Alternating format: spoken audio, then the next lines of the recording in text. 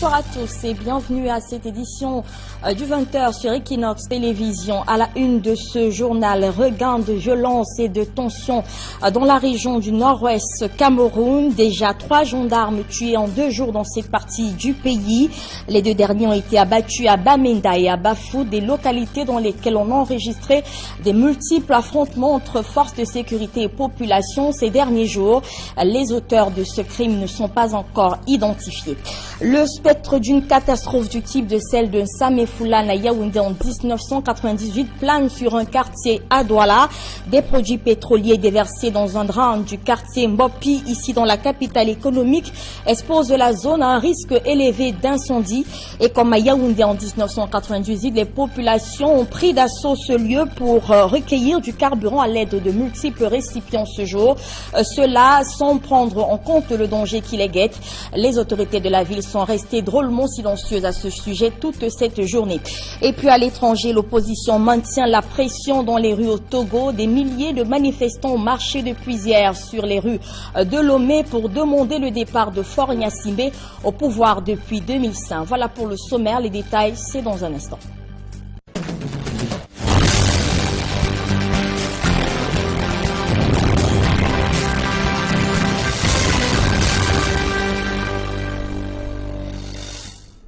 Bonsoir encore, mesdames, messieurs, bienvenue à cette édition du journal. On assiste dans un regain de tension et de violence dans la région anglophone du pays, plus précisément dans la région du nord-ouest.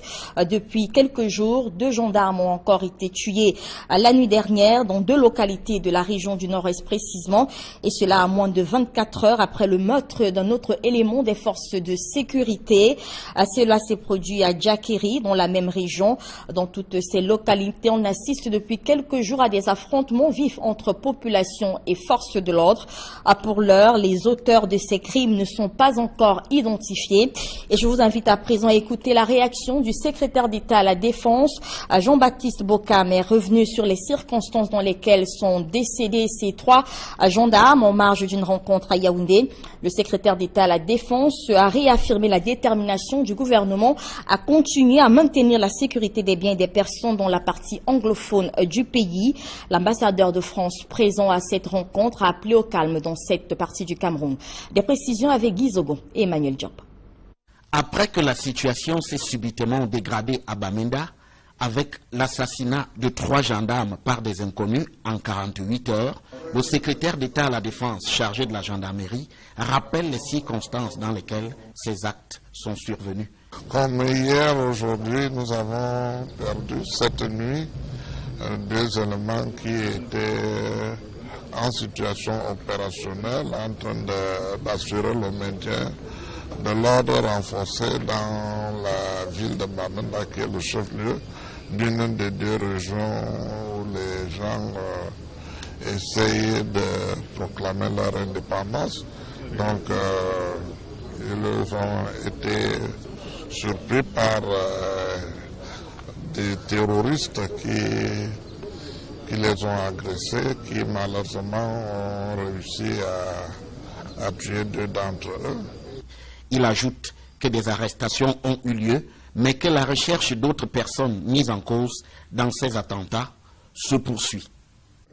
Nous sommes à l'heure actuelle en train de mener des enquêtes, de faire des ratissages pour essayer de mettre la main sur les coupables. On a mis la main sur un certain nombre d'entre eux. Le travail se poursuit.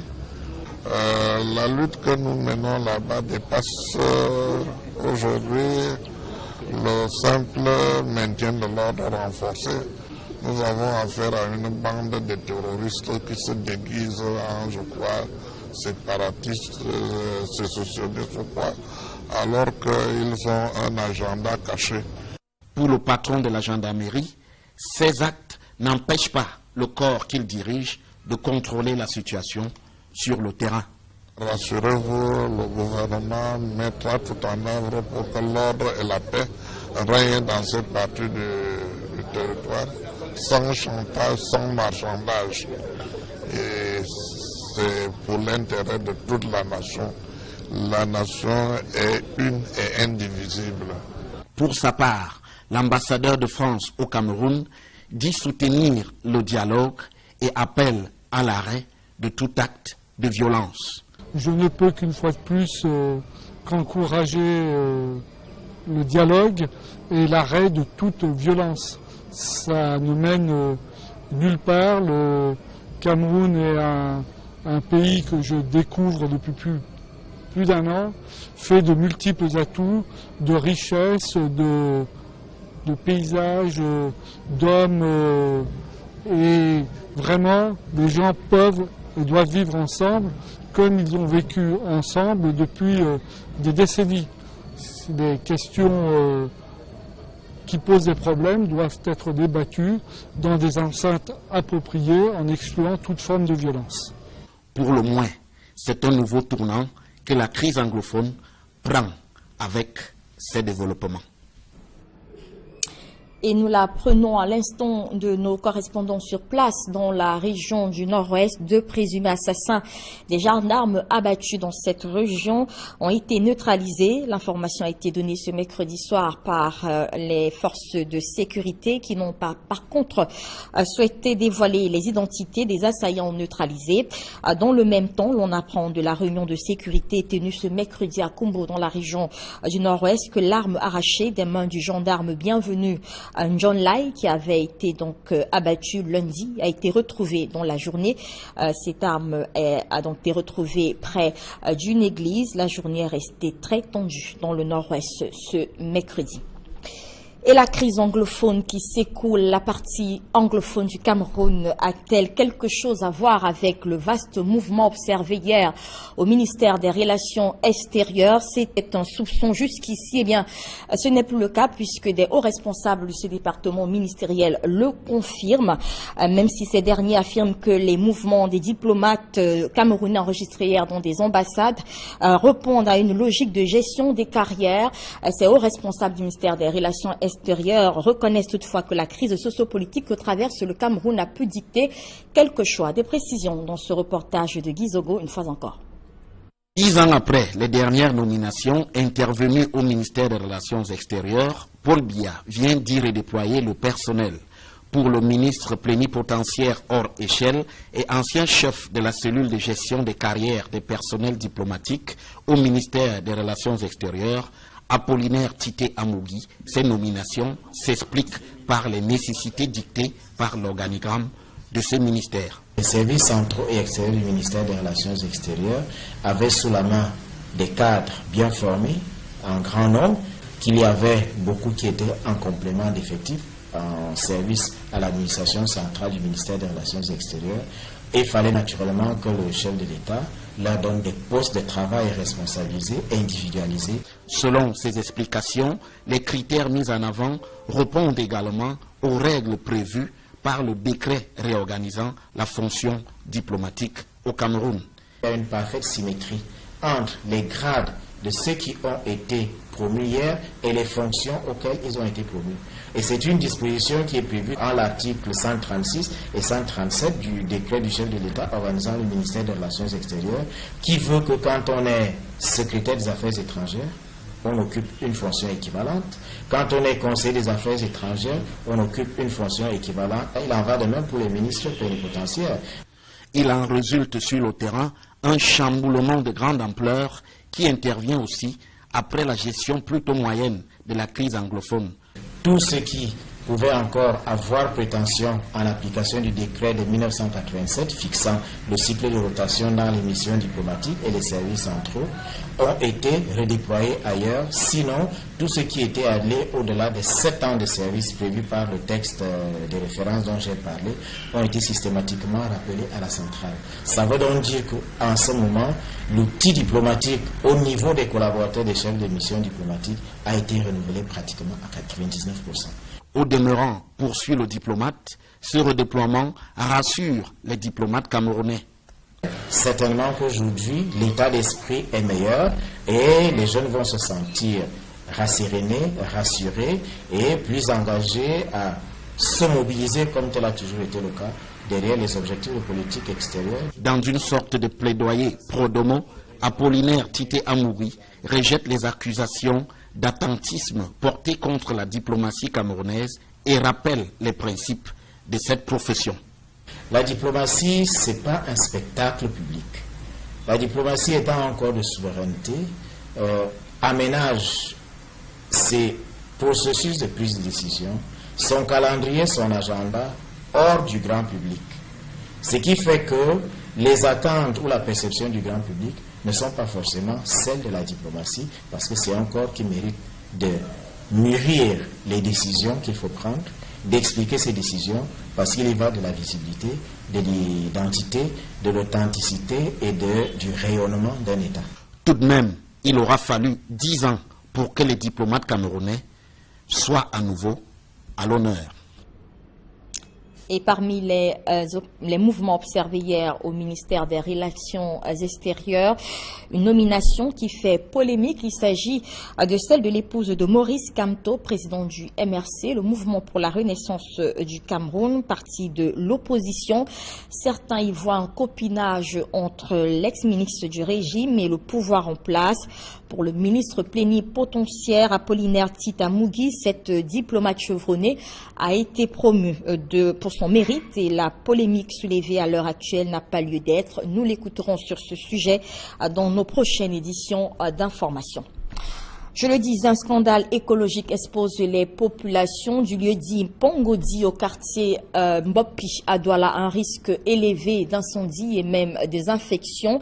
Des produits pétroliers déversés dans un drain de ce quartier dégagent des odeurs nauséabondes et comme en 1998 au quartier Sam et Foulane, les populations se sont lancées à l'assaut de ces produits qu'elles recueillent dans des bidons et autres récipients. Les autorités de la ville de Douala sont restées totalement silencieuses face à toute cette situation, cette journée. Des précisions dans ce reportage de François Dikoumet et Sylvestre Hippolyte Zangao. Une éponge trempée dans l'eau, puis pressée dans un seau. Ensuite, le liquide qui dégage une odeur d'hydrocarbures est mis dans des bouteilles sous un soleil de plomb. Plusieurs jeunes du lieu-dit Pongodi à Douala se sont employés à recueillir cette substance sur la surface de l'eau tout au long de cette journée du 8 novembre 2017. Pourtant, bien conscients du risque que cette activité représente, ils sont nombreux à avoir cédé à la tentation. On a peur des risques, mais quand on voit le joie, est-ce que quelqu'un a peur? On attend seulement ce qui arrive. J'ai un demi quand même. Vous voyez comment les riverains du quartier sont en train de faire. Tout le monde essaie de plonger les mains dans la saleté, dans le carburant. Bon, on ne sait pas comment est-ce que tout à l'heure nos enfants vont se porter à la maison et nous-mêmes, mais on essaie de faire avec ce qu'on a. Que s'est-il exactement passé pour que cette activité ponctuelle naisse? Des riverains racontent. Depuis 2 h du matin, ça a commencé à sentir. Moi, je me suis levée, arrêté les ventilateurs parce que ça m'étouffait. J'ai demandé à mon mari qu'est-ce qui se passe comme ça, c'est le gaz. Il me dit non, c'est comme si c'est les odeurs des carburants. Depuis 2 heures comme ça, il y a une femme enceinte qui est allée à l'hôpital. Jusqu'à ça a provoqué, elle a accouché. L'odeur là vraiment est désagréable dans le quartier. Moi, je me suis même levé à 2 heures, je croyais peut-être que c'était une fuite de gaz. C'est là où j'ai vu que vraiment le carburant coulait dans l'eau où vous voyez là. Les habitants de ce quartier ont donc été surpris dans leur sommeil par l'odeur de ce liquide qui s'est déversé dans l'eau. Le jour levé, les plus opportunistes ont bravé le danger au risque de faire prendre un coup à leur santé. Bien dommage, affirme l'environnementaliste Didier Imkwa, descendu sur les lieux. Les enfants manipulent les hydrocarbures au menu. C'est un produit cancérigène. Ça peut cacher l'incendie. Deuxièmement, il y a des odeurs, parce que ça fait depuis 2 h du matin. En fait, c'est les composés organiques volatiles qui sont très très toxiques et dangereux lorsqu'ils sont inhalés. Il ne faut pas oublier le milieu, la rivière Mbopi. Donc ces eaux-là vont entraîner ces hydrocarbures-là tout le long. Ces eaux-là vont contaminer les ressources en eau souterraine, superficielles et même les plantes jusqu'au vouri. Et là, ça peut aussi contaminer les ressources halieutiques qui peuvent, par des phénomènes de bioaccumulation, retrouver dans nos plats de nourriture. Alertés, les éléments des sapeurs-pompiers, arrivés un peu après 2 h du matin, ont vite fait de sensibiliser les populations sur ces risques. Mais ils n'ont visiblement pas été entendus. Jusque dans l'après-midi, aucune autorité de la ville n'avait effectué une descente pour s'enquérir de la situation. C'est la brigade régionale des inspections environnementales qui a rejoint les reporters d'Equinox Télévision sur le terrain un peu après 12 h. Elle a ouvert une enquête afin de déterminer l'origine de ces hydrocarbures, dont les conséquences pourraient être lourdes sur l'environnement et la santé des populations. C'est ainsi que ça avait commencé il y a quelques années au quartier Sam dans la ville de Yaoundé. Des Camerounais étaient venus recueillir du carburant et quelques heures après, ils sont nombreux qui avaient perdu la vie dans un grave incendie. Au quartier Ngodi, dans la ville de Douala, la situation est pratiquement en train de se répéter depuis les premières heures de cette matinée du 8 novembre 2017.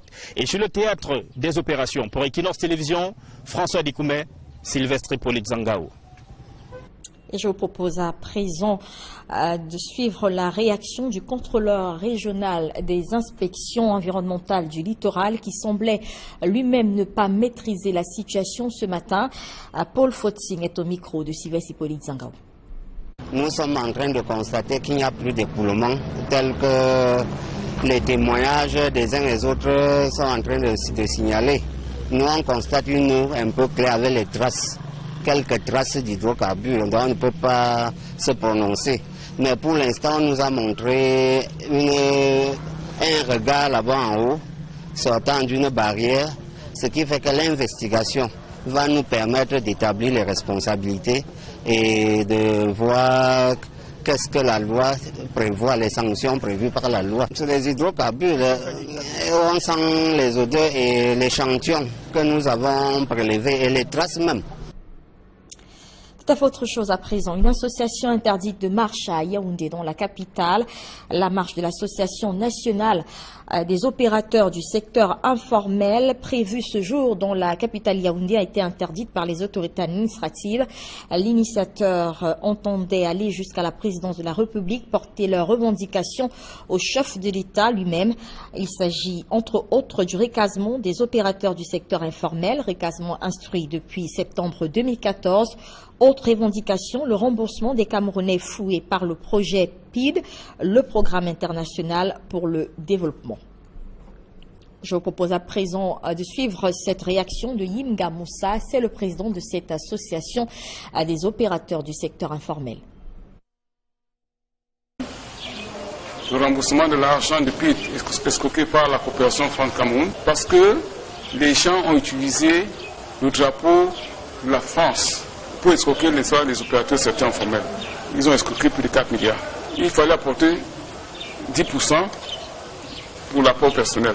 Vous donnez des garanties, c'est-à-dire que ce soit les papiers des voitures, que ce soit les papiers de terrain, c'est-à-dire les titres fonciers, les certificats de propriété. Et après 3 mois, on devait vous financer.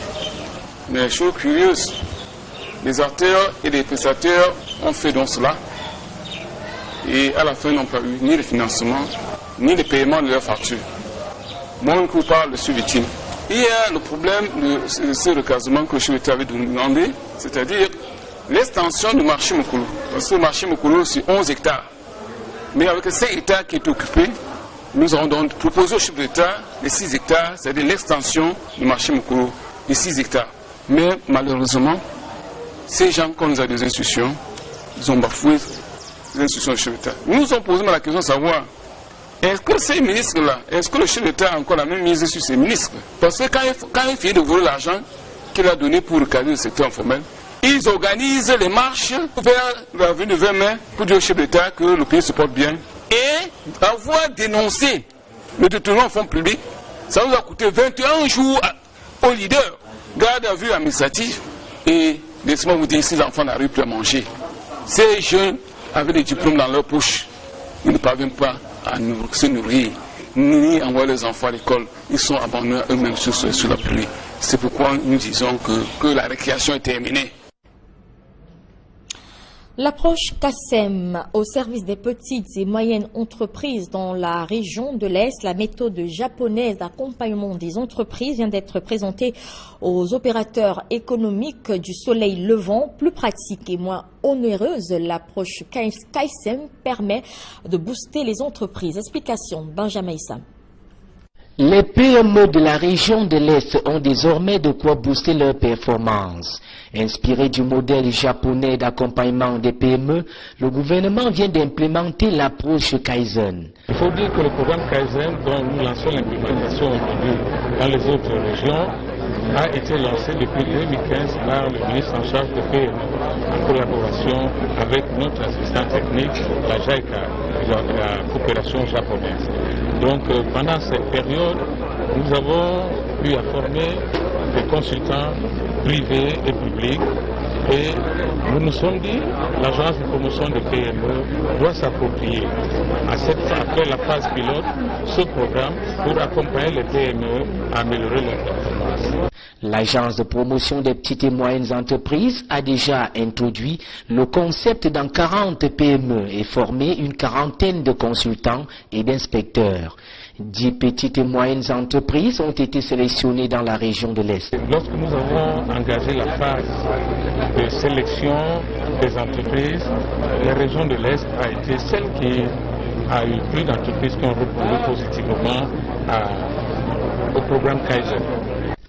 L'approche Kaizen est un modèle de management développé par l'industrie japonaise, un processus basé sur des actions concrètes, simples et peu onéreuses. Comme je vous ai dit tout à l'heure, c'est vraiment une sorte d'esprit d'équipe qui doit se développer et qui ne demande pas de grands investissements. Donc c'est vraiment, je pense quand même qu'il y a une grande possibilité de succès au Cameroun pour la promotion des petites et moyennes entreprises. Les opérateurs économiques de l'Est ne peuvent que saluer l'initiative de l'agence de promotion des petites et moyennes entreprises. On a rencontré le Kaizen, on sait le niveau de développement.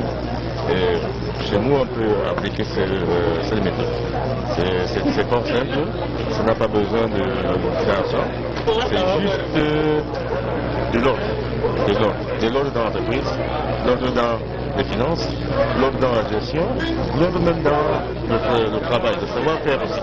Donc c'est tout ça qui fait en sorte qu'une entreprise devrait évoluer de manière positive. Ainsi entendu, on aura mis un terme à certaines formes de gaspillage tout en réduisant les charges de l'entreprise. On publie information des chocolatiers français et le Conseil interprofessionnel du cacao et du café unissent leurs forces pour valoriser le cacao camerounais. Ces producteurs viennent donc de signer un protocole d'accord à Yaoundé. C'était dans le cadre de la 6e édition du Festi Cacao ouverte par le ministre du Commerce, Luc Magloire Mbarga Atangana. Des précisions avec Marcelin Gansop. C'est un partenariat qui restera gravé dans l'histoire du CICC.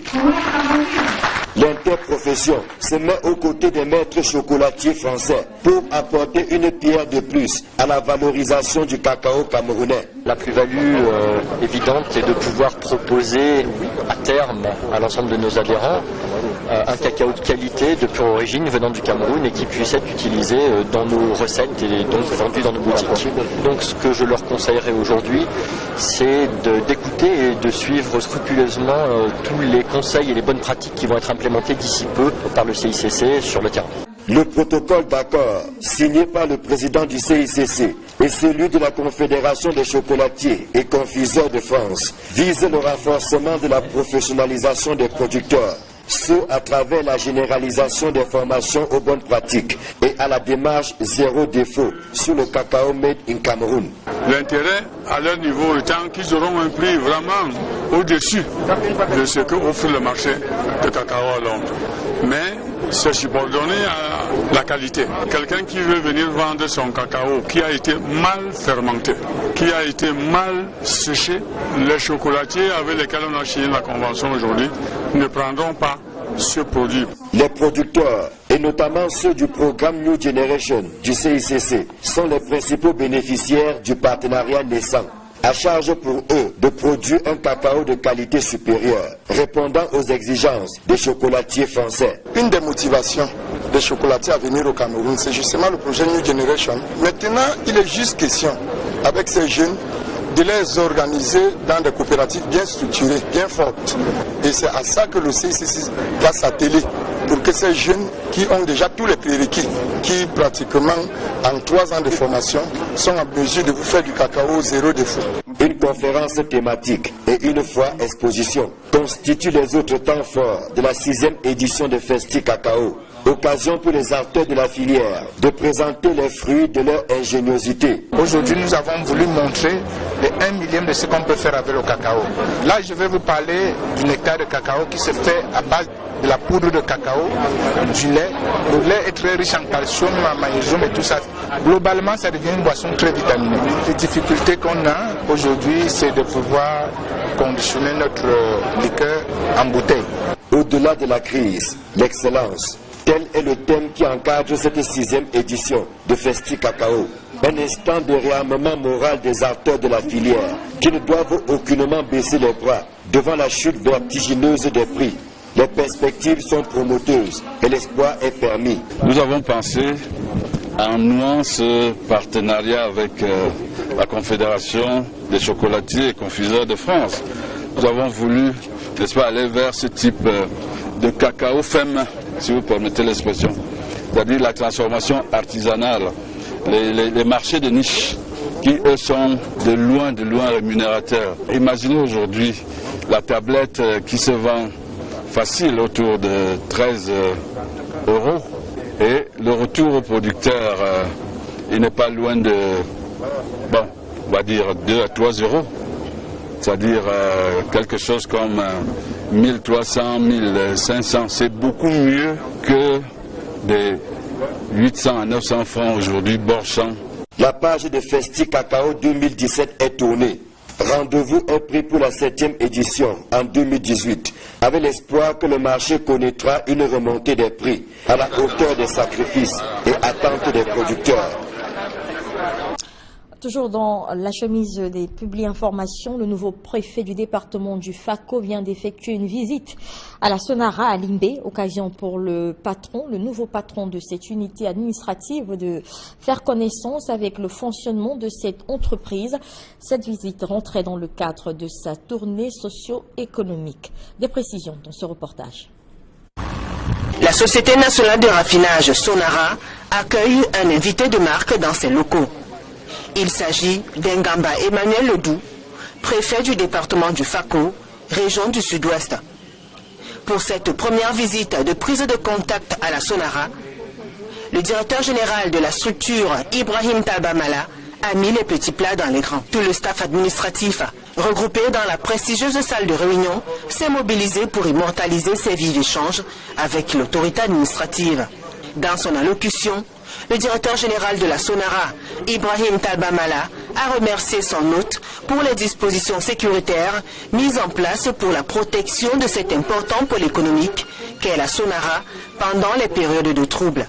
Soucieuse du bien-être des populations environnantes, la Société nationale de raffinage a conçu et mis sur pied un précieux document sur la responsabilité sociale et sociétale au profit des communautés villageoises. Il s'agit entre autres de la mise à disposition des infrastructures éducatives, des équipements médicaux, du matériel didactique et enfin la construction des toilettes modernes. La phase 2 n'est pas encore commencée et avec l'appui du gouvernement, c'est-à-dire les garanties de l'État et tout le soutien de l'État, dès qu'on finit en mars, on va enchaîner avec la phase 2.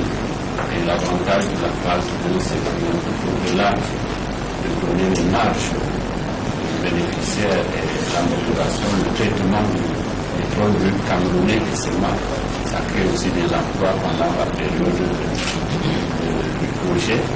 C'est important pour un pays en développement comme le Cameroun.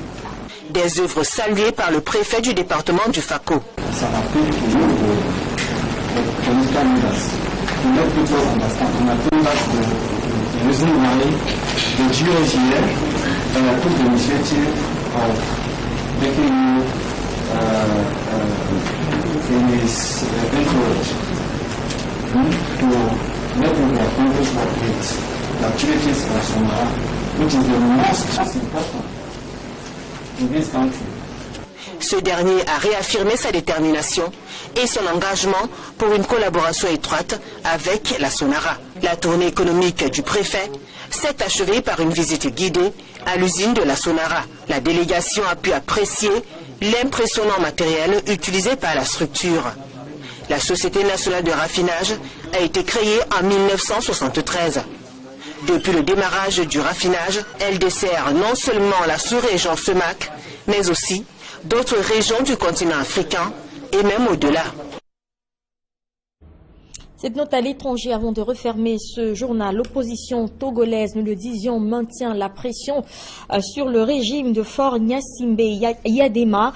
Des milliers de manifestants sont donc sur les rues de Lomé depuis hier pour demander le départ et la démission du président Faure Gnassingbé au pouvoir depuis 2005.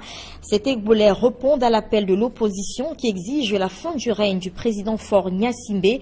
La réforme et le régime donc de Faure Gnassingbé est confronté depuis le mois d'août dernier à une crise politique aiguë et sociale qui est devenue donc difficile à gérer dans les villes togolaises. Le bastion des opposants est à Lomé. Les tentatives de rassemblement autorisées ont été dispersées par les forces de sécurité depuis hier dans ce pays. C'est la fin de cette édition du journal. Merci de nous avoir suivis. À suivre juste après ce journal dans vos programmes phares de ce mercredi. D'abord, Actu Santé avec Flavien Dongo et puis bien sûr 237 le débat qui sera donc conduit comme d'habitude avec Duval Fangwa. Bonne soirée sur Equinox Télévision.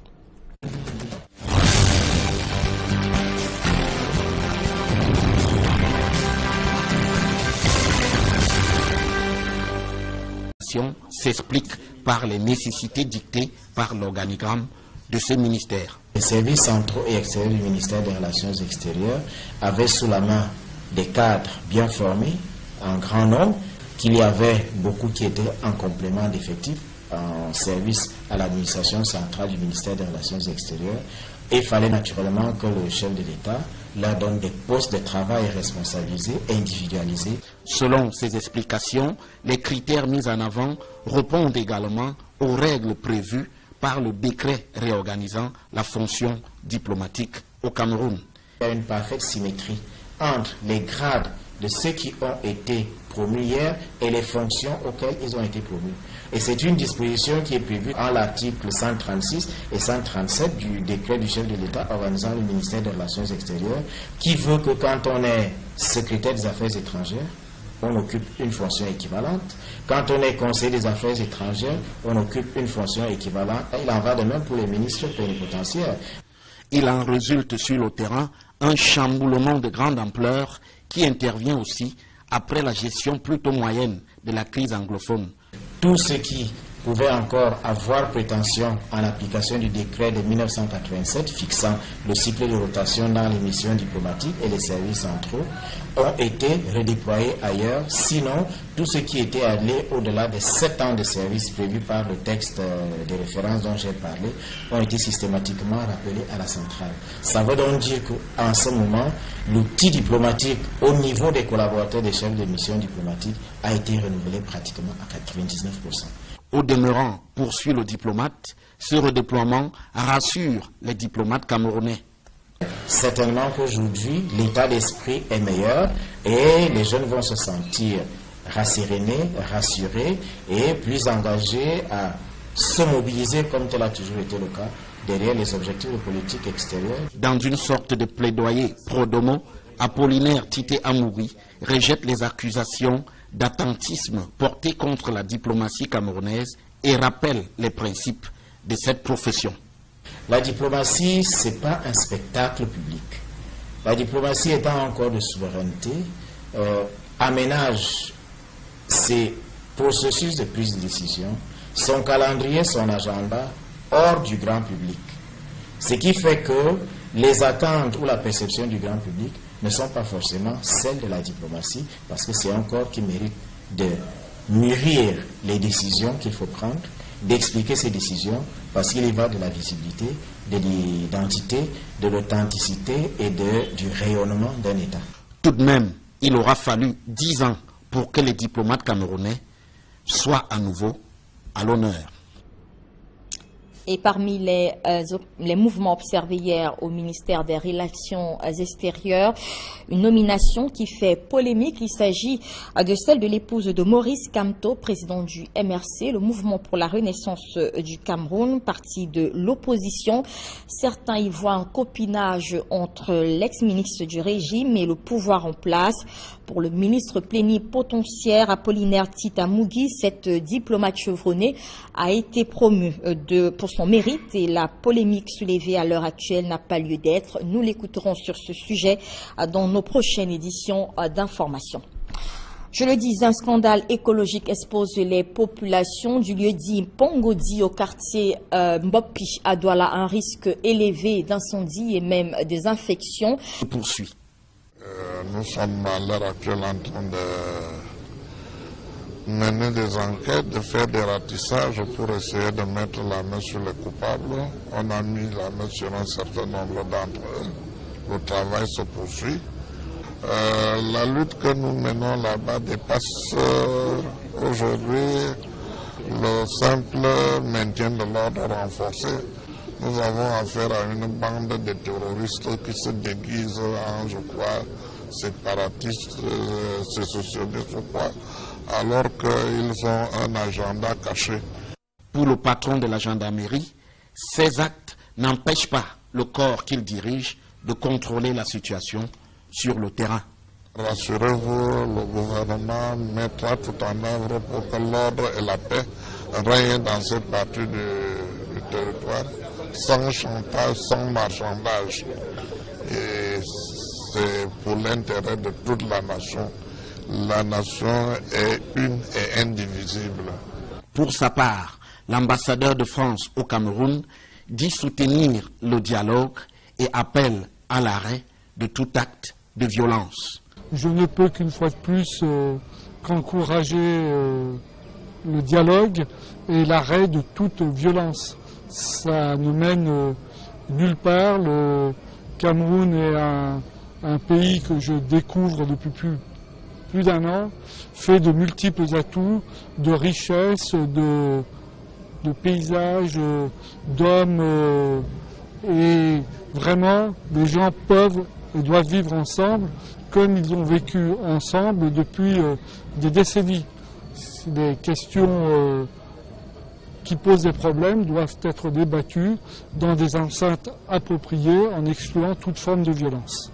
Pour le moins, c'est un nouveau tournant que la crise anglophone prend avec ces développements. Et nous la prenons à l'instant de nos correspondants sur place dans la région du Nord-Ouest. Deux présumés assassins des gendarmes abattus dans cette région ont été neutralisés. L'information a été donnée ce mercredi soir par les forces de sécurité qui n'ont pas, par contre, souhaité dévoiler les identités des assaillants neutralisés. Dans le même temps, l'on apprend de la réunion de sécurité tenue ce mercredi à Kumbo dans la région du Nord-Ouest que l'arme arrachée des mains du gendarme Bienvenu John Lai, qui avait été donc abattu lundi, a été retrouvée dans la journée. Cette arme a donc été retrouvée près d'une église. La journée est restée très tendue dans le Nord-Ouest ce mercredi. Et la crise anglophone qui s'écoule, la partie anglophone du Cameroun a-t-elle quelque chose à voir avec le vaste mouvement observé hier au ministère des Relations extérieures? C'était un soupçon jusqu'ici. Eh bien, ce n'est plus le cas puisque des hauts responsables de ce département ministériel le confirment, même si ces derniers affirment que les mouvements des diplomates camerounais enregistrés hier dans des ambassades répondent à une logique de gestion des carrières. Ces hauts responsables du ministère des Relations extérieures reconnaissent toutefois que la crise sociopolitique que traverse le Cameroun a pu dicter quelques choix. Des précisions dans ce reportage de Guy Zogo, une fois encore. 10 ans après les dernières nominations intervenues au ministère des Relations extérieures, Paul Biya vient d'y redéployer le personnel. Pour le ministre plénipotentiaire hors échelle et ancien chef de la cellule de gestion des carrières des personnels diplomatiques au ministère des Relations extérieures, Apollinaire Tite Amougui, c'est nominé. 2017. Et sur le théâtre des opérations pour Equinox Télévision, François Dikoumé, Sylvestre Hippolyte Zangao. Et je vous propose à présent de suivre la réaction du contrôleur régional des inspections environnementales du littoral qui semblait lui-même ne pas maîtriser la situation ce matin. Paul Fotsing est au micro de Sylvestre Hippolyte Zangao. Nous sommes en train de constater qu'il n'y a plus d'époulements tels que les témoignages des uns et des autres sont en train de signaler. Nous on constate une eau un peu claire avec les traces. Quelques traces d'hydrocarbures, donc on ne peut pas se prononcer. Mais pour l'instant, on nous a montré un regard là-bas en haut, sortant d'une barrière, ce qui fait que l'investigation va nous permettre d'établir les responsabilités et de voir qu'est-ce que la loi prévoit, les sanctions prévues par la loi. Sur les hydrocarbures, on sent les odeurs et l'échantillon que nous avons prélevés et les traces même. Tout à fait autre chose à présent. Une association interdite de marche à Yaoundé, dans la capitale. La marche de l'association nationale des opérateurs du secteur informel prévue ce jour dans la capitale Yaoundé a été interdite par les autorités administratives. L'initiateur entendait aller jusqu'à la présidence de la République, porter leurs revendications au chef de l'État lui-même. Il s'agit entre autres du recasement des opérateurs du secteur informel, recasement instruit depuis septembre 2014. Autre revendication, le remboursement des Camerounais floués par le projet PID, le programme international pour le développement. Je vous propose à présent de suivre cette réaction de Yimga Moussa, c'est le président de cette association des opérateurs du secteur informel. Le remboursement de l'argent de PID est escroqué par la coopération France-Cameroun parce que les gens ont utilisé le drapeau de la France pour escroquer les opérateurs du secteur informel. Ils ont escroqué plus de 4 milliards. Il fallait apporter 10% pour l'apport personnel. Vous donnez des garanties, c'est-à-dire que ce soit les papiers des voitures, que ce soit les papiers des terrains, c'est-à-dire les titres fonciers, les certificats de propriété. Et après 3 mois, on devait vous financer. Mais chose curieuse, les acteurs et les prestataires ont fait donc cela. Et à la fin, n'ont pas eu ni le financement, ni le paiement de leurs factures. Moi, on parle de suivi-t-il. Il y a le problème de ce recasement que je t'avais demandé, c'est-à-dire l'extension du marché Moukoulou. Parce que le marché Moukoulou, c'est 11 hectares. Mais avec 5 hectares qui est occupé, nous avons donc proposé au chef d'État les 6 hectares, c'est-à-dire l'extension du marché Moukoulou, les 6 hectares. Mais malheureusement, ces gens, quand nous avons des institutions, ils ont bafoué les institutions du chef d'État. Nous nous sommes posé la question de savoir, est-ce que ces ministres-là, est-ce que le chef d'État a encore la même mise sur ces ministres? Parce que quand il finit de voler l'argent qu'il a donné pour recaser le secteur informel, ils organisent les marches vers l'avenue de 20 mai pour dire au chef d'État que le pays se porte bien. Et avoir dénoncé le détournement en fonds publics, ça nous a coûté 21 jours aux leaders, garde à vue administrative. Et laissez-moi vous dire, si les enfants n'arrivent plus à manger, ces jeunes avec des diplômes dans leur poche, ils ne parviennent pas à se nourrir, ni envoyer les enfants à l'école. Ils sont abandonnés eux-mêmes sur la pluie. C'est pourquoi nous disons que la récréation est terminée. L'approche CACEM au service des petites et moyennes entreprises dans la région de...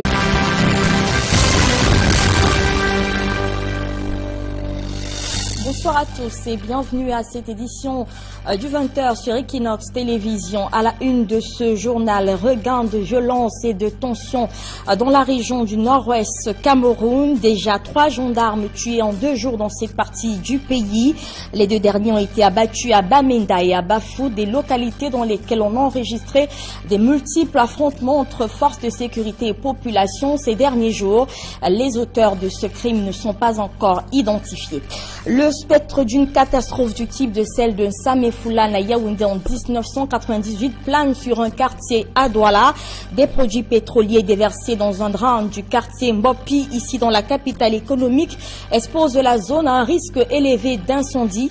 Et comme à Yaoundé en 1998, les populations ont pris d'assaut ce lieu pour recueillir du carburant à l'aide de multiples récipients ce jour. Cela sans prendre en compte le danger qui les guette. Les autorités de la ville sont restées restée drôlement silencieuse à ce sujet toute cette journée. Et puis à l'étranger, l'opposition maintient la pression dans les rues au Togo. Des milliers de manifestants ont marché depuis hier sur les rues de Lomé pour demander le départ de Faure Gnassingbé au pouvoir depuis 2005. Voilà pour le sommaire, les détails c'est dans un instant.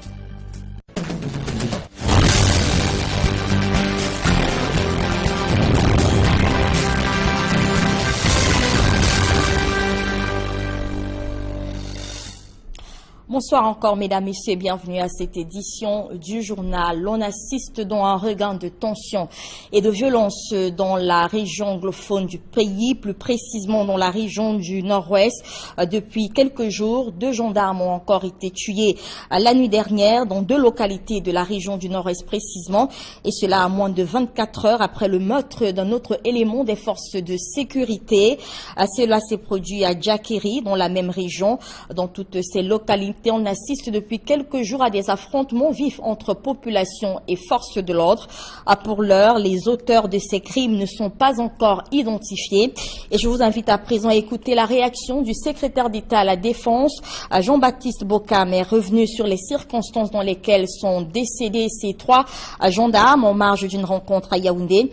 Le secrétaire d'État à la Défense a réaffirmé la détermination du gouvernement à continuer à maintenir la sécurité des biens et des personnes dans la partie anglophone du pays. L'ambassadeur de France présent à cette rencontre a appelé au calme dans cette partie du Cameroun. Des précisions avec Guy Zogo et Emmanuel Diop. Après que la situation s'est subitement dégradée à Bamenda, avec l'assassinat de 3 gendarmes par des inconnus en 48 heures, le secrétaire d'État à la Défense chargé de la gendarmerie rappelle les circonstances dans lesquelles ces actes sont survenus. Comme hier, aujourd'hui, nous avons perdu cette nuit 2 éléments qui étaient en situation opérationnelle, en train d'assurer le maintien de l'ordre renforcé dans la ville de Bamenda, qui est le chef-lieu d'une des 2 régions où les gens essayent de proclamer leur indépendance. Donc, ils ont été surpris par des terroristes qui les ont agressés, qui malheureusement ont réussi à tuer 2 d'entre eux. Il ajoute que des arrestations ont eu lieu, mais que la recherche d'autres personnes mises en cause dans ces attentats. Des produits pétroliers déversés dans un drain de ce quartier dégagent des odeurs nauséabondes, et comme en 1998 au quartier Sam et Foulane, les populations se sont lancées à l'assaut de ces produits qu'elles recueillent dans des bidons et autres récipients. Les autorités de la ville de Douala sont restées totalement silencieuses face à toute cette situation cette journée.